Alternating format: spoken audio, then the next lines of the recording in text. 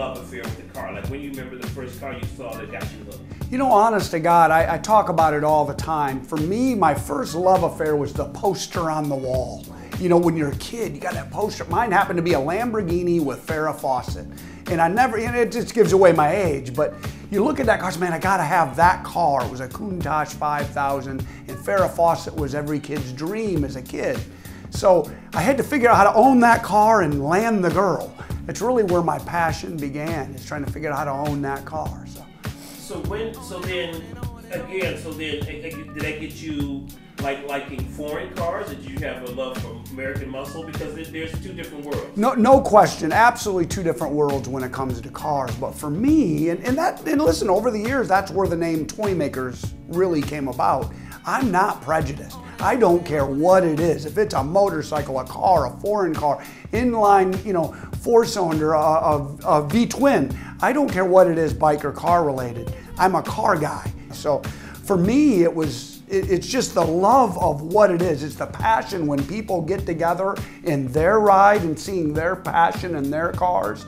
It hits home to me. Seeing a guy really excited about his ride, you know, because that's how I am. I don't have to like his ride, but his passion in that ride is the same as mine. And I like the group of people that live in them world.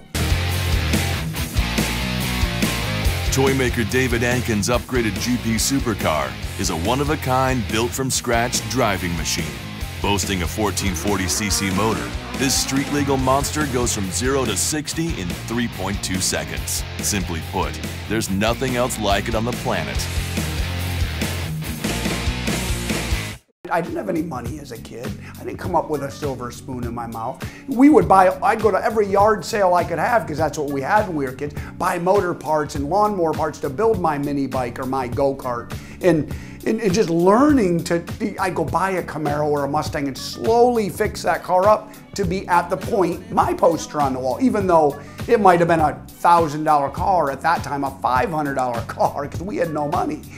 And as I grew, that became better. My skill set got better. Because let me tell you something, if anybody else can do it, you can do it. You just got to sit down, spend the time and effort to learn how to do it.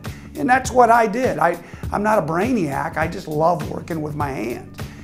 So when you say learn, so are you self-taught? Yeah, absolutely. My grandfather was into building cars and tinkering. My dad built stuff. You know, his whole life was great with his hands. My son is very natural with his hands. I just believe that if I'm gonna do something, it's just two hands and something you have to do. The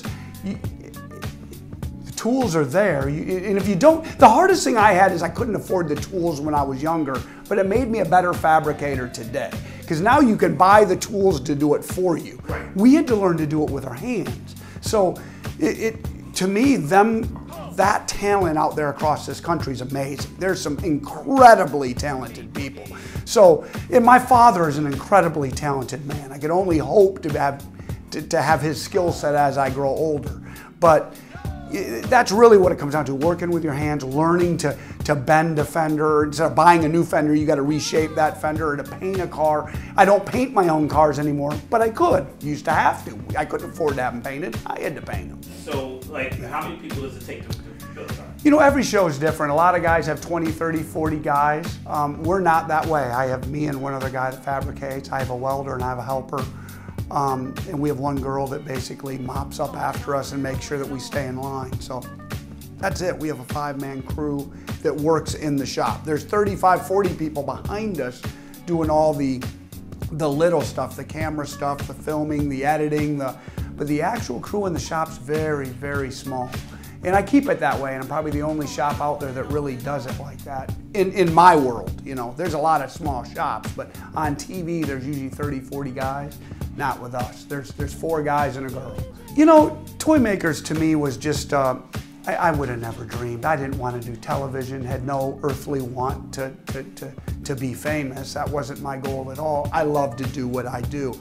but stepping stones. You know, as I grow, I love to be on stage, love to have a microphone, love to play, I love to help young kids, handicapped, terminally ill, less fortunate. Anytime we can bring in the youth of today into our world and have it grow is a home run. So it's just a platform to grow to the next level for me. So is television phenomenal? Absolutely. Don't know where it's going to go. I'm not trying to direct it. Where it goes is where it goes. I end up, you know, doing something else or doing, you know, auctions or movies or commercials. Who cares? It's just a nice stepping stone. I'm old enough now and been around long enough that I don't want to limit myself to anything. We're doing a lot of cool things. And season 3 is amazing. My season finale car, I actually built a car that I can put the fan in and experience what we do every day. I mean, 1,300 horsepower without spraying it with nitrous, so we're probably 1,600 with the bottle. 44 inches of tire, containment seats. I mean, it's designed to be sideways at 100 miles an hour. This car is amazing. And to be able to give the fan that experience is awesome. Hi, my name is David Ankin from Toymakerz, and you've just been buzzed.